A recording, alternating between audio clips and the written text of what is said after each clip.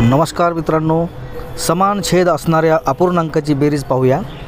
पहिलं गणित बघा, 1/5 अधिक 6/5।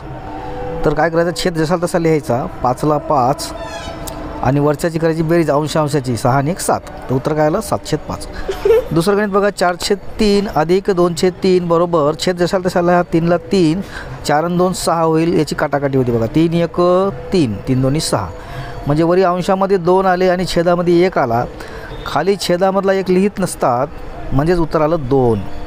तिसरं उदाहरण बघा, 1/4 अधिक 3/4, छेद जसा तसा लिहा, 4ला 4 आणि 3 आणि 1 4, काटाकाटी होईल, 4 1 4, 4 1 4। खालचा छेदातला 1 लिहित नसतात, म्हणजे फक्त वरचाच लिहायचा आहे, उत्तर काय आलं 1।